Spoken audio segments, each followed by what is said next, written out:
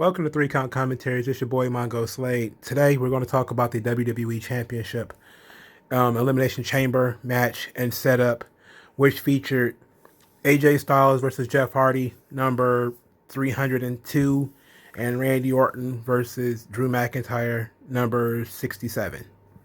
These matches are like literally way overdone. They were both good matches for the most part. I don't really have a problem with either match, except the disqualification in the main event. I hated that. But, I mean, whatever. I mean, if you were going to have a disqualification, man, you could have just had the disqualification. I don't know, somewhere around 10 o'clock hour.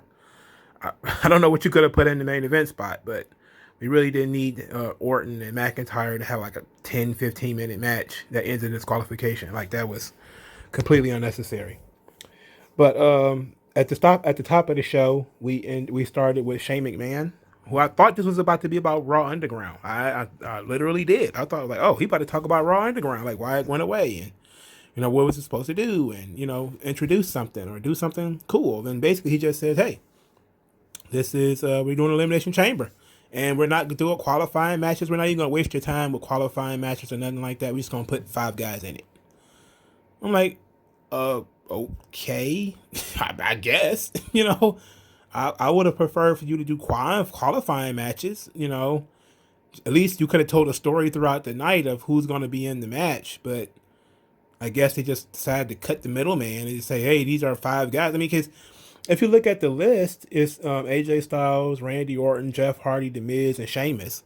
I mean, if you go by win-loss record, why the fuck is Jeff Hardy and The Miz in this match? When was the last time? Well, I guess Jeff Hardy did beat Elias at some point. I think he beat him last week with Carlito on the tag team.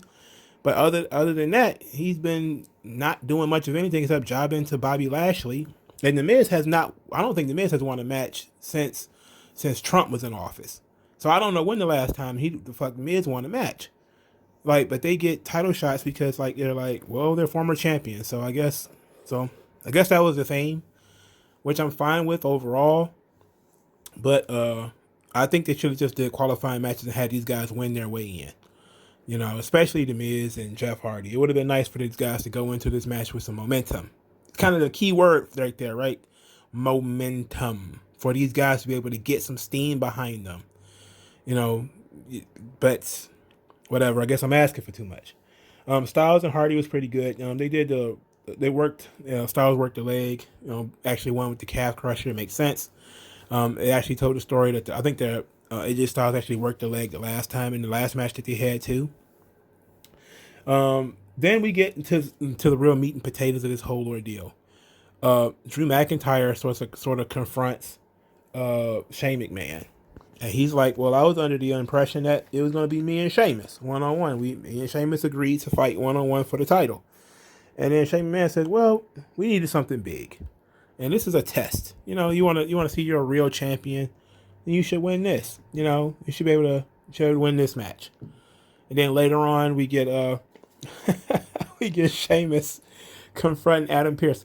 I love when Sheamus confronts people because the way he talks is hilarious. So Adam, he's like, happened to me one-on-one match, man. Adam Pearce is like, look, this was a Shane idea. You're like, this is a Shane idea. You wanted something big for this match. Like, oi, are you trying to say me ain't a draw? You trying to say I ain't a draw, man? Like, what? What is he talking about? Anyway, Pearce is like, no, nothing like that. Nothing like that. Come on. But, then Sheamus starts talking about how Drew McIntyre wouldn't be nothing without him. And that, he's a 4-time world champion. He deserves more respect than this. And that he's going to unleash on all of these guys in the Elimination Chamber. And I was like, okay, cool. That was all right. So then later we get Edge. Edge was going to make his decision about which champ. He wasn't about to make no fucking decision. We know that, right? They about to drag this thing. God, they about to drag this motherfucker like what's that? What's that shit? Like a rickshaw. They about to drag it like a fucking rickshaw around this decision.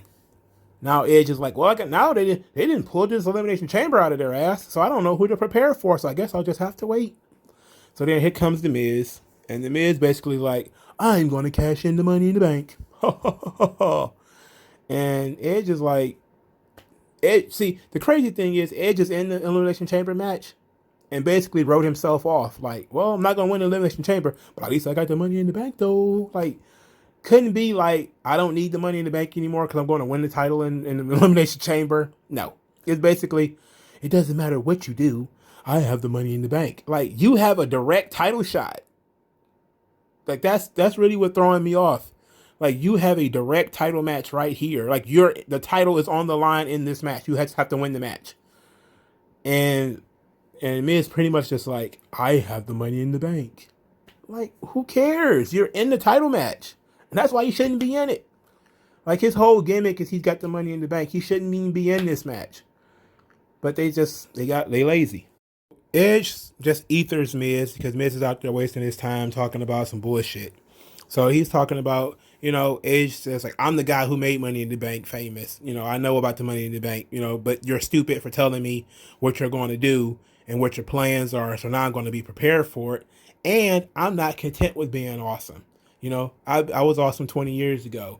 You are, stuck, you're complacent, and basically told him to fuck off. And Miz basically just stood there and looked stupid. And Angel Garza was with him. Why is Angel Garza with him? I don't know.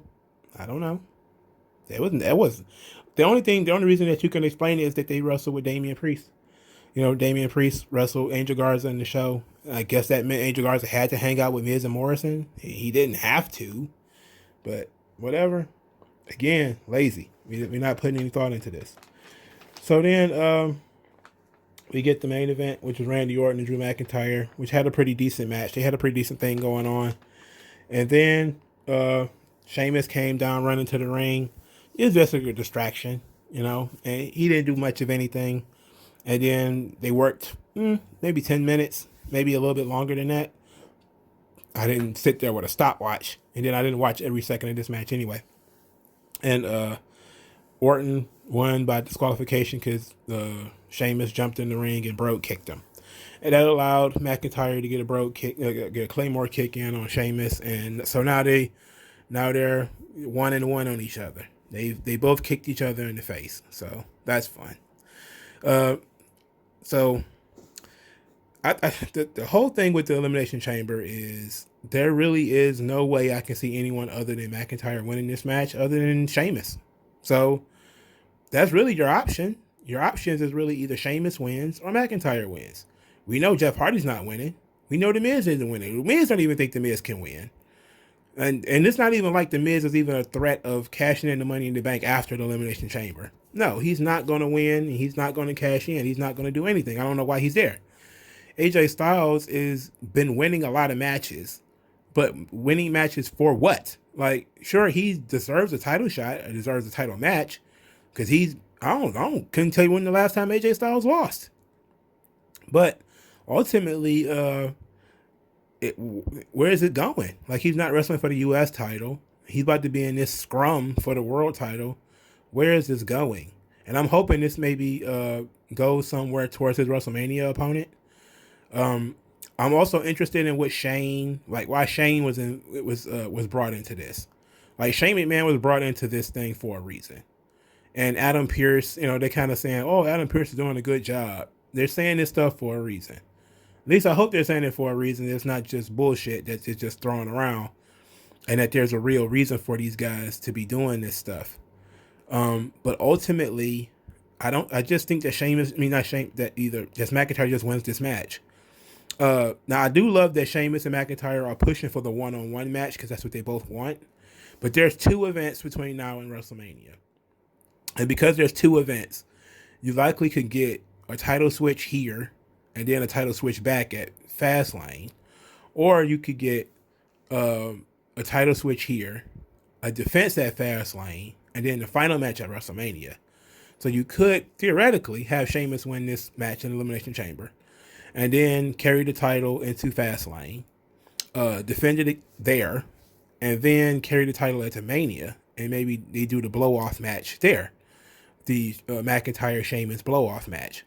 Now, I don't know how that people feel about that, that maybe Sheamus is the champion going into Mania, and then you just have Drew winning in front of the crowd. that would, I guess, fix the problem of Drew there not being crowds when Drew won it the first time or the second time. I mean, the Thunderdome, I don't know. Like, I'm not in the building of the Thunderdome, so I don't know how it sounds. Or, it's probably better than crickets, but we don't know how it sounds in the building. So is it delayed? Is it a delayed reaction? I mean, I don't know. But to get that natural reaction. And also they could do like a gimmick match or something for a title at WrestleMania. Like, it's been a while since they did like a crazy gimmick match, like a street fight or something like that for the title at WrestleMania.